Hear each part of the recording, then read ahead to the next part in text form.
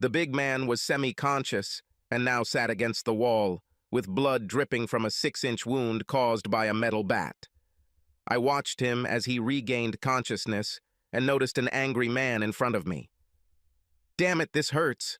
Why did you do that, dude? Are you kidding? You have sex with my wife in my bed and you think I won't react? What are you going to do?" he asked, clearly nervous, looking at the shotgun I was pointing at him. "Are you worried, big man? Are you afraid that I will hurt you? I know what you two did behind my back, and today is payback. I'm going to kill you, Mark. Tonight you will die," teased I. I continued, "Everything you worked for will disappear. I hope it was worth it, asshole. Dude, if you kill me, you're going to jail for the rest of your life. To hell with this. We will all die tonight. How does that sound, idiot?" I wanted to put the fear of God into both of them, and of course I had no plans to kill anyone, but it was nice to see how scared they were. I behaved excitedly, scaring them both. Jessica was crying, curled up and trying to cover her naked body with a sheet. "Baby, please don't do anything stupid. I love you, I really do. Put the shotgun down, and let's talk about this." With an evil grin, I pointed the shotgun at her. "Shut the fuck up. This is because you wanted adventures outside of our marriage. Whatever happens tonight is all your work." They knew they were in trouble, and knew they had to calm me down, or I would kill everyone. The custom-made loads in the shotgun consisted of 25% salt and 75% capsicum oleoresin, which was used in pepper spray. I didn't intend to kill anyone, but rather to cause him enough pain and maybe a little damage to his genitals to last him a lifetime. I didn't intend to go to jail, and I won't kill anyone today. But since no one knew this, I wanted to seriously scare them, so that these emotions would last a long time, and they would never forget this night. After Big Mark recovered from the blow to the head, he became bolder and decided to rush at me and try to disarm me, and I was waiting for this to happen. As soon as he made his move, he exposed himself, and I unloaded the first round. The explosion was loud, but his screams were even louder. He couldn't see or breathe without suffocating, and the pain was unlike anything he'd ever experienced. A few minutes later, as he sat there, writhing in pain and bleeding, I explained how it would work. I gave the big man a kick to get his attention, all the while looking at my soon-to-be ex-wife. "Listen to me, and you too, my cheating wife. I'll leave in a few minutes, and you take this loser to the emergency room before he bleeds out. You won't call 911, but you will take him in your car to the hospital. You won't tell anyone how this happened or that I was involved in it. In fact, you'll tell anyone who asks that I had no idea about your affair. If any of you tell them that I was involved or knew about your adultery, then the video, audio, and photos that I collected will go to the asshole's wife and partners at the firm. Plus, everyone you know will be sent a link to a website I created with over 2 hours of your sex scenes. I don't care what lies you come up with for the police, but you won't mention my name, and you'll insist that I know nothing about anything related to this. You won't fire my ex-wife. She will need this job as soon as the divorce is final.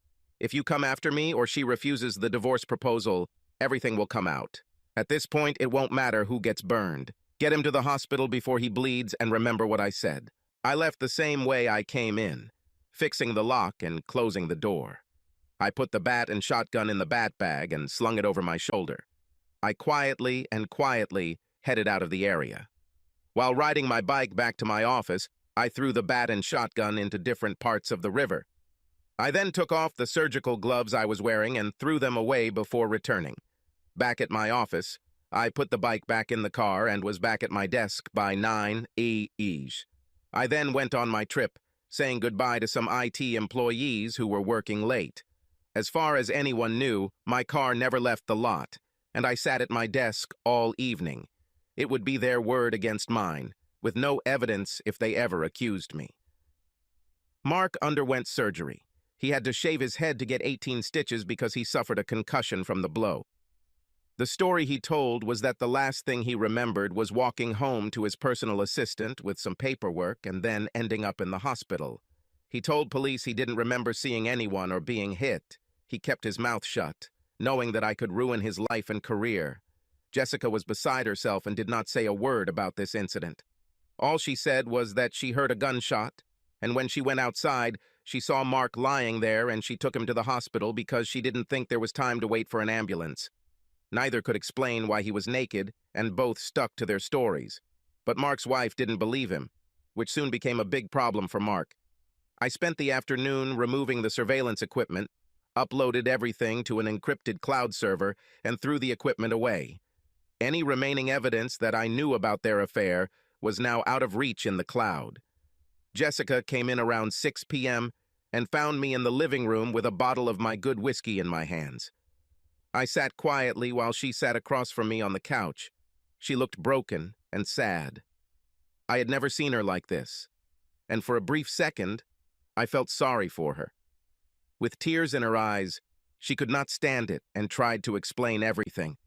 "Johnny, I know what you saw was bad, but what you need to know is that I wasn't in love with him.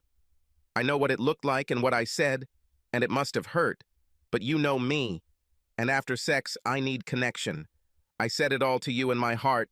It was all for you, baby. Whenever you left, I hated being alone, and Mark would keep me company. And yes, it got sexual, but it was just sex. You have to believe me." My mouth was wide open in amazement at the incomprehensible excuse she made. "Jessica, I listened to your explanations, and although you said that these words of love were addressed to me, I cannot help but believe that they were addressed to Mark. It's over, Jessica. 20 wonderful years thrown away because of your boss and your adultery. We will both have to live with your actions for the rest of our lives.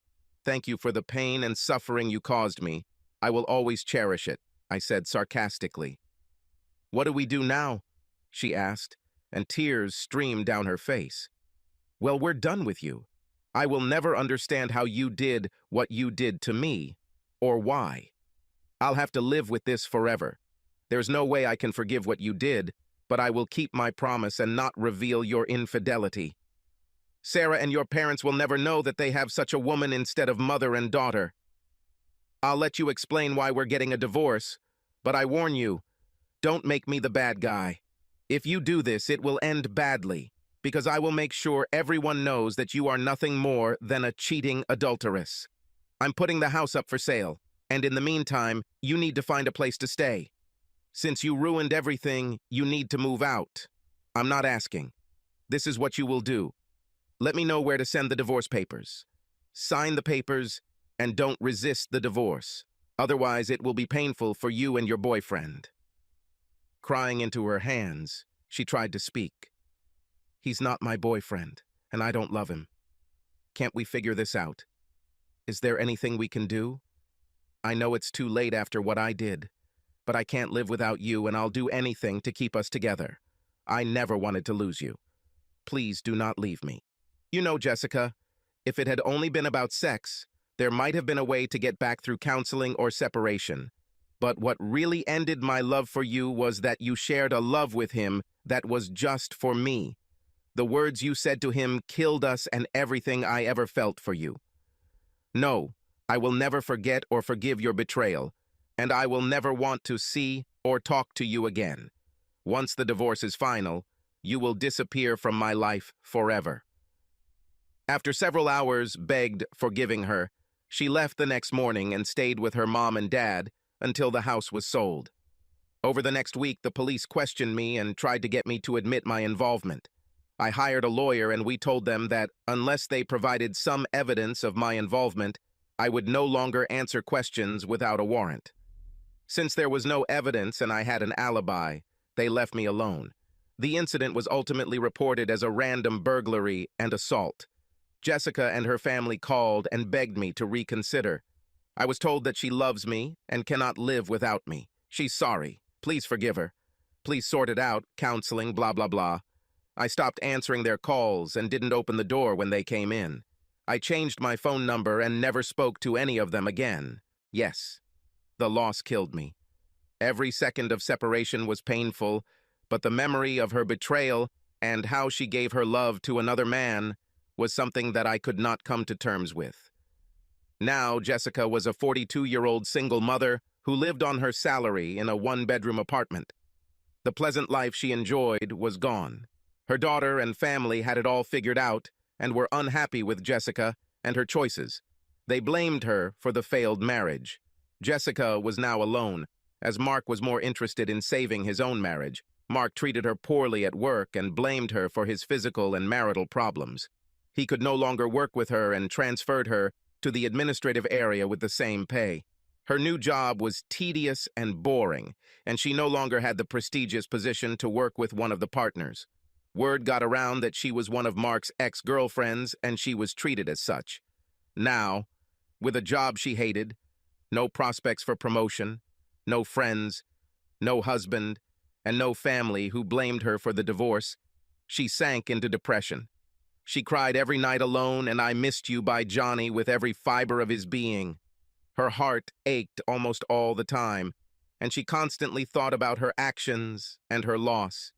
Sarah tried to help her mother, but there seemed to be no turning back, and she watched her lose weight. Jessica ate poorly and drank a lot every evening. She refused to take care of herself, saying that without Johnny, she had no reason to worry anymore. When Sarah turned to her father for advice, he sympathized with her situation, but was never able to come to terms with the betrayal and never spoke to Jessica again. Stella really pulled it all together and made Mark's life a living hell. She forced him to move into one of the guest rooms, and he paid dearly for his infidelity. Stella eventually began dating several younger men and kept Mark around to pay all the bills. She agreed to be by his side like Candy at corporate events or business meetings, but they lived separate lives. Mark will never have sex again, and he will never have a woman he loves. For the rest of his life, he will remember how and when his whole life changed, and all because of his desire to take someone else's wife. His anger towards me was epic, and he wanted to hurt me in the worst possible way, but nothing happened for months. Later that year, I was with my workmates for a drink when I was attacked and beaten outside the bar until my mates came out to help.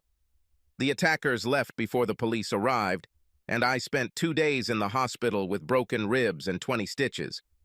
I believe they wanted me dead, and if it weren't for my friends, I think they would have succeeded. I knew that this was revenge for Mark, and I was not at all surprised. 6 weeks later, I felt much better and called Mark's office. "Mr. Diamond, please," I said to his secretary. "Sorry, he's at a meeting. Can I accept the message?" "Yes. Please tell him to meet me at 1 o'clock this Friday at the French Deli across the street." "I'm sorry, sir. I don't make appointments with Mr. Diamond." "Just give him a message. Write it down.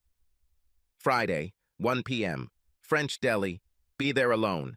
Johnny, just give it to him and he will understand what it means. Thank you." I was sitting at the table facing the door when the asshole walked in alone. He saw me and came to the table. "Sit down," I said. "What do you want?" I ignored his outburst and said, "Thank you for coming today. Your people did a good job with me, but unfortunately for you, they didn't follow through. Because you did not heed my warning of any revenge against me or my family, you forced me to act." I handed him a folded piece of paper and said, "Here is a link to a website that is currently created just for you, asshole. Don't bother trying to shut it down, as it operates from Syria with 3 backup servers in different locations. It is untraceable. I mean, you're screwed. Check it out when you get back to your office." I erased Jessica's face because she shouldn't have to pay for your sins. She's already suffered enough. Now, after you look at the website, I want you to think about how your firm will perceive your actions, how your wife will react, how your children, friends, and family will feel after watching a 2-hour sex video. I plan to post it on several popular porn sites along with your name, profession, address, and phone number. His anger grew. "Look, you've already ruined my life, and I'll never be the same sexually again. Just stop it, or I promise you we'll disappear." That's why we're here today, Mr. Diamond. I want to put an end to this. You took away from me the most precious thing in my life, my wife. You've ruined our 20-year marriage, and I can't let you go free. I risk being killed, as you put it, but I intend to avenge the beating your people gave me. Okay, calm down. What do you want? 2 things that are not subject to discussion. You will stop any retaliation against me or anyone I know, including Jessica. You will deposit $1 million into this account by the end of the day on Friday. If the funds are not in the account by 9 p.m. on Friday, I will take action. I know what you're worth, and I also know what I can get in a lawsuit, so this paltry amount I'm asking should be considered a gift. If I agree, how do I know that you still won't destroy me? I am a man of my word, and you will have to trust me. I will say this. If you don't do this, then there is a 100% chance that this site will become famous by Saturday morning. I hope you suffer for the rest of your life for what you did to my happy marriage. The money was transferred, we sold the house, and divided the property. Jessica had enough money to live a comfortable life if she continued to work or found another husband.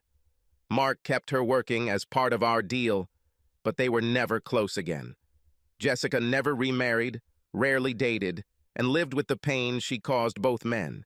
She had lost her marriage and the love of the man she wanted to be with for the rest of her life, and now found herself alone and depressed. She died before her 50th birthday, a broken, sad woman. Only her daughter, Sarah, was present at the ceremony to scatter the ashes. Joni continued to work for several more years and read to a small town on the Ocean.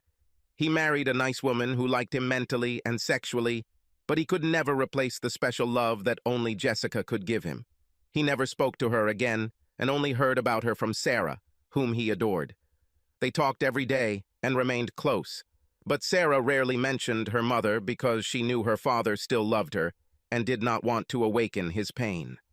Jessica's death saddened him, but it also brought final relief to the deep sadness he had kept locked away. Subscribe to our channel so that your second chaff doesn't cheat on you, and go ahead and listen to the next story, because this story is nothing compared to the next one.